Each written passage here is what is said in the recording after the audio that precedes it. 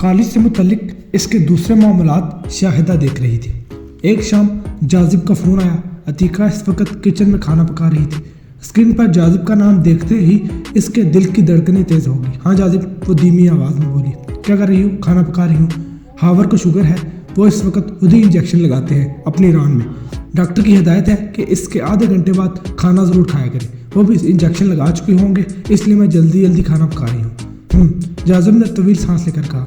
देर हुई तो तुम्हारी शामत जो आ जाएगी। ऐसी कोई बात नहीं जाजिब, अतीका ने जल्दी से कहा। यही बात है, जाजिब ने जोर देकर कहा।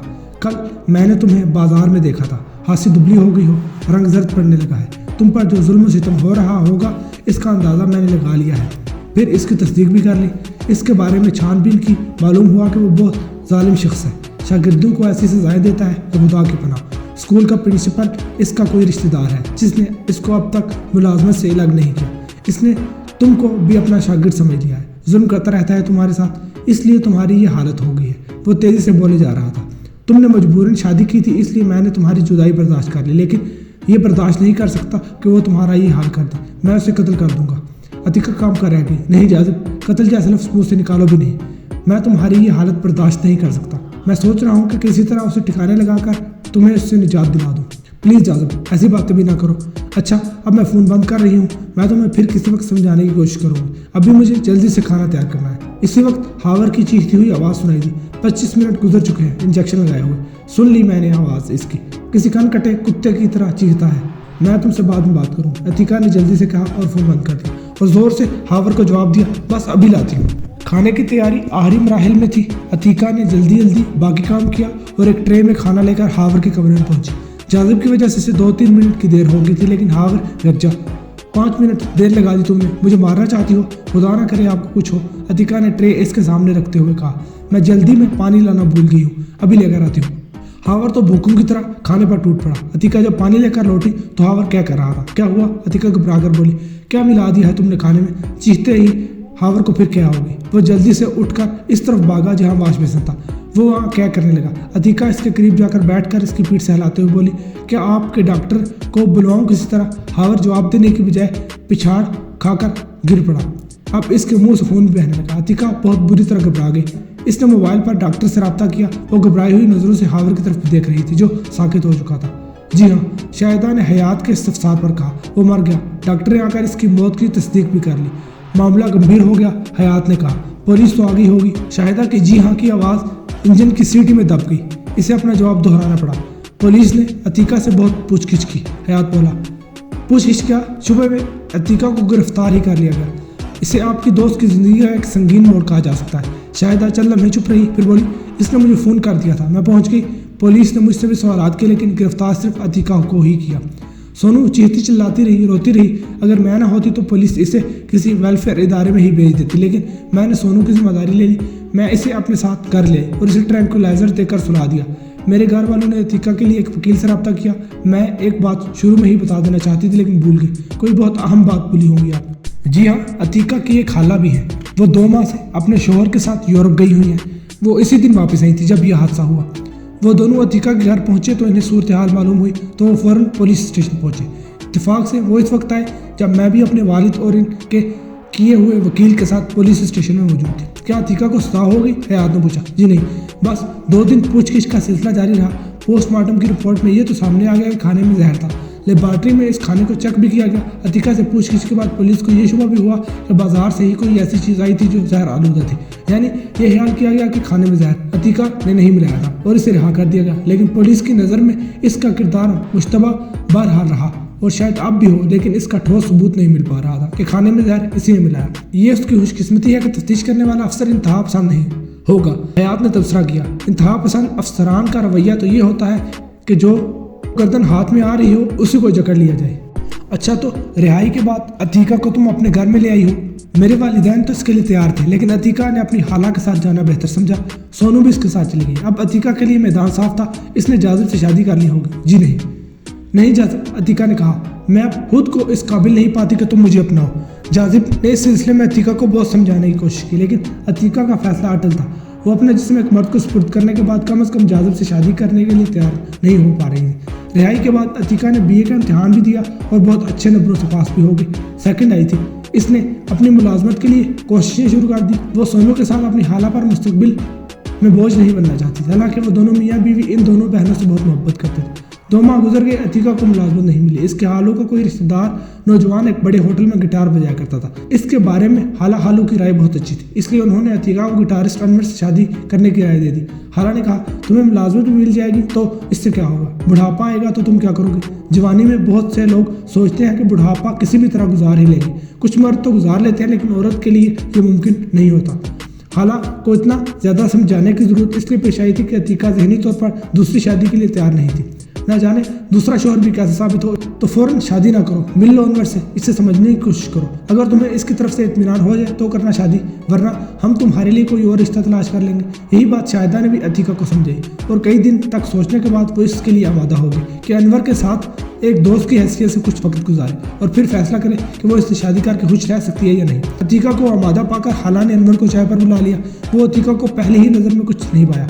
इसकी वजह को था 100% मगरबी थी, बड़े बड़े बाल भी शानों पर बिखरे हुए थे। लेकिन जब बातचीत का आगाज़ हुआ तो अनवर के बारे में अतीका की राय में तब्दीली आने लगी। बहुत शाइस्ता नरम लबो लहजे के बायस ये ख्याल करना मुश्किल था कि वो गिटार बजाते हुए इस तरह गाता होगा जैसे गा रहा हो। वेस्टर्न मौसीकी तो ऐसे ही होती है। बाद में एक मुलाकात पर शाहिदा ने अतीका से कहा, हालू ने इन दोनों का तारुफ कराया। हमारी ये भांजी बहुत उदास रहती है अनवर, एक तो वालिदैन का गम और फिर छोटी बहन की हालत। उन्होंने इसे सोनू के बारे में सब कुछ बता दिया। खुद अतीका चाहती थी कि अनवर से कोई बात ना छुपाई जाए। सोनू के बारे में अनवर ने इजहार अफसोस किया और कहा, मैं समझता हूँ कि ऐसे मरीजों के लिए नफ्सियाती इलाज की जरूरत होती है। तुम किसी अच्छे माहिर नफ्सियात को जानते हो? हारा ने पूछा। जानता तो नहीं हूँ, लेकिन मालूमात हासिल की जा सकती है। तुम बहुत जाली हो बेटा, हालू बोले। अगर तुम इसे अपनी दोस्त बना लो तो हो सकता है इसकी उदासी खत्म हो जाए। जरूर, इसने मुस्कुराकर अतीका की तरफ देखा। सवाल तो आपसे भी किया जा सकता है कि आप मुझ जैसे बंदर को अपना दोस्त समझ सकेंगे। अतीका हफीफ सा मुस्कुराई। आप खुद को बंदर क्यों कह रहे हैं? हाला और हालू हंसने लगे। अनवर ने अतीका को जवाब दिया, आपने मुझे गिटार बजाते हुए उछल कूद करते हुए देखा होता तो ये सवाल न करती। वो तो तुम्हारे पेशे का तकाजा है, हालू बोल पड़े। पेशे का तकाजा तो है, अनवर ने कहा, लेकिन वो सब कुछ करते हुए मैं खुद को बंदर महसूस करने लगता हूँ। जवाब देकर वो हंसने लगा। मैं किसी फिल्म में देख चुकी हूँ। मुझे? अनवर ने चौंक कर पूछा। आपको नहीं, अतीका धीरे से हंसती। फिल्म के एक अदाकार को गिटार बजाकर गाते हुए देखा था। हाला जल्दी से बोली, आज तुम पहली बार हमारे सामने हंसी हो, वरना बस कह के लगाती रहती। अनवर ने अपनी दानिशमंद का जुमला पूरा नहीं किया। नहीं, हाला ने हंसते हुए कहा, मैं कुछ और कहना चाहती हूँ। तो फिर किसी और वक्त कह दीजिएगा। यार जिंदा सोबत बाकी बातें आप अच्छी कर लेते हैं। अतीका ने कहा, ज़रा नवाजी है आपकी। जब आप मुझे गाते हुए सुनेंगी और देखेंगी तो आपकी शायद राय बदल जाए। नहीं बदलेगी, अतीका ने कहा। वो तो आपके पेशा की मजबूरी है। अनवर, हालू बोले। किसी दिन इसे दिखाओ ना अपनी परफॉर्मेंस। किसी दिन क्या, आज रात ही देख ले, अनवर ने कहा। फिर अतीका की तरफ देखते हुए बोला, देखेगी? देख लूंगी तो आपको 8 बजे लेने आ जाऊंगा। होटल में डिनर के लिए 9 बजे मेज़ें सजती हैं। इसी वक्त से मेरा काम शुरू हो जाता है। तुम अपना मुस्तकबिल कैसा देखते हो? हाला ने पूछा। हर शख्स अपना मुस्तकबिल अच्छा ही देखना चाहता है। मैं भी चाहता हूँ। अब देखना ये है कि लोग क्या कहते हैं। मैं कंपोजर भी हूँ ना। साल 6 माह में मेरा एल्बम मार्केट में आ जाएगा। इस वक्त मालूम होगा कि मुझे पजीराई मिलती है या नहीं। पहले मैं अपने बारे में खुशफहमियों का शिकार नहीं होना चाहता। क्यों अतीका? ओ माफ़ करना, मैंने तुम्हें बेतकल्लुफ़ी से मुखातिब कर लिया है। अच्छा है ना? हालू बोले। दोस्ती में तकल्लुफ़ कैसा? अच्छा लगेगा अगर ये भी मुझे तुम कहें। वो तो कहेगी, वरना दोस्ती कैसी? अतीका मुस्कुरा कर रह गई। 6 बजे हैं, अनवर ने घड़ी की तरफ देखकर कहा। मुझे अभी एक और काम से जाना है। ठीक 8 बजे तुम्हें लेने आ जाऊँगा। तैयार मिलोगी ना? जाहिर है, जब मैं तुम्हारा शो देखने का फैसला कर चुकी हूँ तो तैयार ही मिलूंगी। गुड, अनवर खड़ा होगा। अब आप लोग मुझे इजाज़त दें। लेग स्लैग के बाद वो चला गया। क्या ख्याल है? हाला ने अतीका से पूछा। किस बारे में? कैसा लड़का है? पहली मुलाकात में तो कोई खराबी नजर नहीं आई, अतीका ने कहा। फिर बोली, आपसे एक शिकायत जरूर हो गई है। वो क्या भाई? हालू बोल पड़े। आपने ये जाहिर नहीं किया कि मेरी शादी हो चुकी है। मैंने कहा भी था कि इससे मेरे बारे में कोई बात ना छुपाई जाए। अरे वो बस बातों बातों में ख्याल ही नहीं रहा। अब मैं खुद बताऊंगी। ये भी तो जानना होगा कि वो एक शादीशुदा लड़की की दोस्ती में क्या महसूस करता है। हाँ, बता देना। हम भी तुम्हें इत्तेफाक से नहीं बता सके कि शादी तो उसकी भी हो चुकी है। अतीका चौंके। शादीशुदा है वो? अब नहीं है, शादी सिर्फ 1 हफ्ते की रही। अनवर ने तलाक दे दी थी। इस लड़की का किरदार अच्छा नहीं था। अनवर को इसका इल्म शादी के बाद हुआ। तो अब किसके साथ रहता है? वालिदैन का तो अरसा हुआ इंतकाल हो चुका है।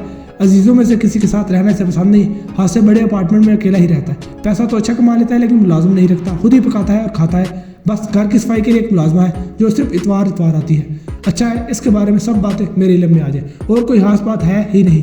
आप लोगों का इसरार हुआ है, इसलिए मैं देखूंगी कि इसके साथ मेरा निभाव मुमकिन है या नहीं। इसीलिए तो सोचा था कि पहले तुम दोनों दोस्त बन जाओ। मेरी वापसी कैसे होगी इस होटल से? जब वो लेकर जाएगा तो छोड़ भी जाएगा। मुझे आप दोनों पर एतबार है, वरना आधी रात को किसी मर्द के साथ तन्हा जाना मैं पसंद नहीं करती। बिल्कुल मुतमईन रहो, आलू ने कहा। 8 बजे से कुछ पहले अतिका जाने के लिए तैयार हो गई। सोनू को इसने बस इतना समझाया कि वह जरूरी काम से जा रही है। कब आएंगी? सोनू कभी रुक रुक कर ही बोलती थी। मुझे देर हो जाएगी, तुम सो जाना। शाहिदा आई है ना, वही तुम्हें खाना खिलाकर सुलाती है। बहुत अच्छी है ना मेरी वो दोस्त। सोनू ने इस बात पर खिला दी। अनवर ठीक 8 बजे आ गया। अतिका इसके साथ रवाना हो गई। इस वक्त इसकी खाला ने फी अमान अल्लाह कहा था। ये उनकी आदत थी। अपनी छोटी सी कार अनवर खुद चलाता था। ऐसी मामूली सी कारें तुम्हें अच्छी नहीं लगती होंगी, वो बोला।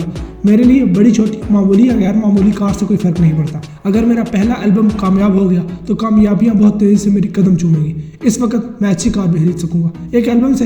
अनवर ने कहा। नहीं, वो तो कामयाबी की तरफ मेरा पहला कदम होगा। अगर वो कामयाब ना हुआ तो फिर मुझे बहुत मेहनत करना होगी। दूसरा या तीसरा एल्बम कामयाब हो तो फिर भी काफ़ी वक्त लग जाता है। First impression is last impression, ये तो सुना है मैंने। पहला कदम ही कामयाब होना चाहिए। कोशिश तो कर रहा हूँ। हर कंपोजिशन पर मैंने कई हफ्ते सर्फ किए हैं। मेहनत रंग तो लाती है, हालात की मुवाफिकत भी एक शर्त होती है, अनवर ने कहा। यकसा सलाहियत के बहुत से लोग होते हैं, लेकिन हालात की मुवाफिकियत के बगैर कोई कामयाब नहीं हो पाता। ये जुमला मैं पढ़ चुकी हूँ। किताबें पढ़ने का शौक है तुम्हें? अब तो मौका नहीं मिलता, शादी से पहले बहुत था। अनवर चौंका। शादीशुदा हो तुम?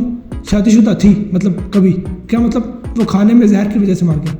वो जो स्कूल में उस्ताद था? हाँ, मैंने इस केस के बारे में पढ़ा है। तुम वही अतिका हो? हाँ। तुम्हें अफसोस तो बहुत हुआ होगा। इस शादी के बाद बिल्कुल ठुस होकर रह गई थी।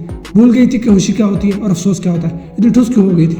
वो मेरे लिए एक जालिम शोर साबित हुआ था। वो शादी मेरी मजबूरी थी। मजबूरी क्यों?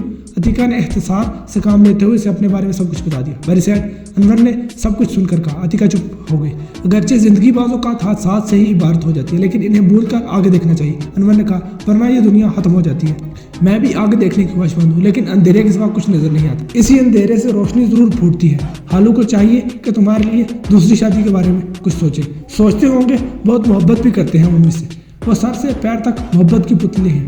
मुझे भी बहुत चाहते हैं। कई बार कह चुके हैं कि शादी कर लो। बहुत बड़ा सहारा है शरीके हयात का होना। तो क्यों नहीं कर लेते शादी? कभी पसंद ही नहीं आई। कभी पसंद आई तो कर लूँगा।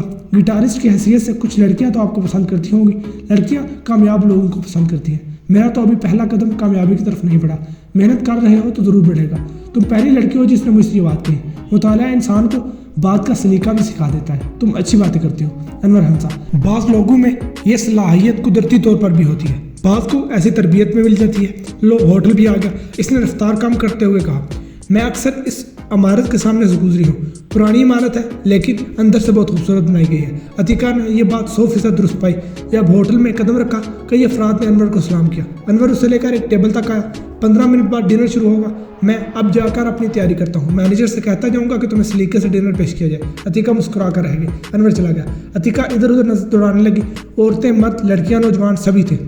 बाज़ नौजवानों की नज़रें इसकी तरफ बार बार उठ रही थी। अतिका के लिए वो कोई नई बात नहीं थी। बाज़ नौजवानों की नज़रें खूबसूरत लड़कियों की तरफ बार बार उठती ही हैं। जब डिनर लगाया जाने लगा तो नीम तारीख स्टेज से मध्यम मौसीकी उभरना शुरू हो गई, और जिस वक्त तक लोगों ने खाना शुरू किया तो स्टेज की मौसीकी में गिटार की आवाज़ भी शामिल हो गई, जो धीमी ही थी लेकिन आहिस्ता आहिस्ता बढ़ रही थी। फिर एकाएक किसी जानिब से रोशनी का एक बड़ा सा दायरा स्टेज पर डाला गया। रोशनी अनवर पर पड़ी और साथ ही गिटार की आवाज़ इतनी बढ़ाई गई कि पहले से सुनाई देने वाली मौसीकी की आवाज़ इसमें दब गई, लेकिन इसके साथ ही ड्रम की आवाज़ में भी कुछ तेज़ी आ गई। खाना खाते हुए अतिका की तवज्जो अनवर ही की तरफ थी। इसे गिटार से या इस पर बजने वाली धुन से कोई दिलचस्पी नहीं थी। वह सिर्फ अनवर की हरकतों से गौर से देख रही थी और ज़हर-ए-लब मुस्कुराने भी लगी। अनवर की कही हुई बंदर वाली बात इसके जहन में उभर आई थी। डिनर के दौरान अनवर सारे हाल में चक्कर लगाता हुआ गिटार पर कोई धुन बजाता रहा। कभी किसी मेज़ पर वो रुक जाता और मेज़ पर बैठे हुए लोगों से दादो तहसीन वसूल करने लगता। अतिका की मेज़ के करीब भी कई मरतबा रुका, लेकिन अतिका इसे दाद देने के लिए कासिर थी। वो बस मुस्कुराती रही। डिनर खत्म होते होते अनवर स्टेज की तरफ वापस जाने लगा। फिर स्टेज पर रुककर गिटार बजाता रहा। फिर गिटार बजाना यकायक बंद करके इस तरह झुका जैसे लोगों की पसंदीदगी का शुक्रिया अदा कर रहा हो। लोगों ने तालियां बजाई तो अतिका भी गैर इरादी तौर पर तालियां बजाने लगी। तालियां खत्म होते ही अनवर ने गिटार पर कोई दूसरी धुन छेड़ दी। आधे घंटे बाद कोई तीसरी धुन छोड़ी गई। इस पर बहुत ज़्यादा तालियां बजी। बाद में अनवर ने अतिका को बताया कि तीसरी धुन उसकी खुद की कंपोजिशन है, जो इसके एल्बम में भी शामिल हो गई। अनवर ने कहा, अपनी कंपोज की हुई धुन मैं कभी कभी बजाता हूँ और चेक करता हूँ कि वह धुन लोगों को पसंद आती है या नहीं। जो धुन लोगों को पसंद नहीं आती, इसके बारे में मेरा फैसला होता है कि वो धुन एल्बम में शामिल नहीं करूँगा। क्या सब होटलों में गिटार बजाई जाती है? अतिका ने पूछा। नहीं, अनवर ने जवाब दिया। जहाँ मशरकी मौसीकी पसंद करने वाले लोग जाते हैं वहाँ कोई लाइट क्लासिकल या क्लासिकल सिंगर होता है। इन्हीं बातों के दौरान अनवर ने खाना खाया। होटल का प्रोग्राम वो खत्म कर चुका था। अतिका ने चाय इसी के साथ पी। तुम देखना चाहती हो कि मैं चाय कैसे पीता हूँ? वो मुस्कुराया। ऐसा तो नहीं यार, अतिका ने हंसकर कहा। कोई भी उल्टा लटक कर चाय नहीं पीता। मैंने एक सर्कस में देखा था, एक जोकर ने झूले से उल्टा लटक कर चाय पीने का मुजाहरा किया था, जिस पर लोगों ने बहुत तालियां बजाई थी। लेकिन ना तो तुम सर्कस में हो और ना जोकर हो। अनवर मुस्कुरा कर खड़ा हो गया। अब चलना चाहिए, 11:30 तो बज चुके हैं। वैसे तो बाज़ औक़ात मैं 2-2 बजे रात तक घूमता फिरता नजर आऊँगा, लेकिन इतनी रात के किसी लड़की के साथ सड़कों पर होना कोई मुनासिब बात नहीं। अतिका भी यही चाहती थी कि ज़्यादा रात होने से पहले वो घर पहुँच जाए। कार में अनवर ने कहा, मुझे खुशी है मेरे साथ तुम उदास नहीं हुई। तुम बातें बहुत अच्छी कर लेते हो ना। कोई मेरी बीता सुनकर इज़हार हमदर्दी करने लगे तो मेरी उदासी और ज़ख्मी हो जाती है। तुमने ऐसा नहीं किया। जिंदगी नाम ही इसी का है कि साबका तलहीन को याद ना किया जाए। कभी कभी कोई छोटी सी तलही भी बहुत ज़्यादा जख्मी कर देती है। क्यों ना हम किसी और मौजू पर बात करें? अनवर ने कहा। तुम्हें मेरा तमाशा कैसा लगा? कौन सा तमाशा? वही बंदर वाला तमाशा। अतिका हंसती। हालांकि घर पर तुम मुझे अच्छी नहीं लगी, अब हंसती हुई अच्छी लग रही हो। इंसान किसी को अच्छा लगे तो उसे खुशी होती है। तुम मेरे इस एहसास की वजह से खुश हुई हो तो ये मेरे लिए खुशी की बात है। अनवर ने कहा। जिंदगी जिंदा दिली का नाम है। इस किस्म की आम सी बातों में रास्ता काट गया। अनवर ने इसे घर के बाहर ही उतार कर खुदा हाफिज कहा। अतिका घर के अंदर दाखिल हुई तो हालू और हाला जैसे मुंतजिर थे। कैसा वक्त गुजरा अतिका? हाला ने पूछा। अच्छा ही गुजरा हाला। अनवर कैसा इंसान है? पहली मुलाकात में वो तो बुरे नहीं लगे। अतिका ने कहा। उन्होंने मोबाइल नंबरों का तबादला कर लिया है, शायद कल ही फ़ोन करें। फिर इसने पूछा, शायदा कब आई थी? तुम्हारे जाने के ज़रा देर बाद आ गई थी। सोनू को इसी ने सुलाया था। बहुत अच्छी लड़की है, अच्छी ना होती तो मेरी दोस्त भी नहीं होती। अब तुम आराम करो। अतिका ने सारी लाया और कमरे में चली गई जो इसके और सोनू के लिए वक्फ किया गया था। कपड़े बदलकर वो सोनू के साथ लेटी और आस्तगी से इसकी पेशानी चूमी। आधी रात हो चुकी थी लेकिन इसे फौरन नींद नहीं है। शायद आ जाती लेकिन मोबाइल की घंटी बज उठी। कॉल करने वाला जाजिब था। इस वक्त अतिका ने ताज्जुब का इजहार किया। बेचैन हो गया था तुमसे बात करने के लिए। कोई खास बात? इससे ज़्यादा खास बात मेरे लिए क्या होगी कि आज मैंने तुम्हें मुस्कुराते हुए देखा। कहाँ? अतिका चौंकी। तुम हालांकि घर में से गिटारिस्ट के साथ इसके होटल में गई थी या नहीं? तुम हर वक्त मुझ पर नज़र रखे हुए होते हो। तुमको देखना भी मेरे लिए बायस तस्कीन है। वो गिटारिस्ट हालू को कोई दूर परे का अजीज़ है लेकिन करीबी अजीज़ों की तरह है। हालांकि ख्याल है कि मैं इसके साथ रहूंगी तो मेरी उदासी दूर हो जाएगी। हालांकि ख्याल दुरुस्त मालूम होता है। मैंने आज बहुत दिन बाद तुम्हें मुस्कुराते देखा है। यहाँ बयाली है तुम्हारी। अतिका ने संजीदगी से कहा। मेरी मुस्कुराहट को मेरी खुशी ना समझो। वो तो अनवर की बातों पर मुस्कुराई थी। क्या हाला चाहती है कि तुम दोनों की अंडरस्टैंडिंग बढ़े? हाँ, मकसद इससे तुम्हारी शादी होगा। अतिका चुप रही। ठीक है। जाजिम ने तवील सांस ली। आए कब तक तनहा जिंदगी गुजारोगी? मैं तो तुम्हारे काबिल रहा ही नहीं। उल्टी बात कही तुमने। मैं तुम्हारे काबिल नहीं रही हूँ। इस मामले पर तुम्हारी कोई दलील मेरा दिमाग कबूल नहीं करेगा। जब तक जिंदा हूँ तुम्हारे सिवा कोई मेरे तस्वर में भी नहीं आ सकता। आ जाए तो मुझे खुशी होगी। ये खुशी तुमको कभी हासिल नहीं हो सकेगी। तुम मुझे खुश नहीं देखना चाहते। मेरी अब इसके सिवा कोई ख्वाहिश नहीं कि तुम्हें खुश देखूं। तो किसी अच्छी सी लड़की से शादी कर लो। अगर तुमसे अच्छी मिली तो देखूंगा। दुनिया में अच्छी लड़कियों की कमी नहीं है। अच्छा वही लगता है जो दिल को भाए। जाजिम ने कहा। तुम ज़हनी तौर पर दूसरी शादी के लिए वादा हो चुकी हो, लेकिन क्या वो तुम्हारे दिल को भी भा जाएगा? पहली शादी की तरह दूसरी शादी मेरी मजबूरी होगी। इसका कोई इम्कान नहीं कि कोई मेरे दिल को भा जाए। जो मेरे दिल को भा चुका है इसकी जगह कोई नहीं ले सकता। अतिका की आवाज़ जज्बात की शिद्दत से रुंध गई।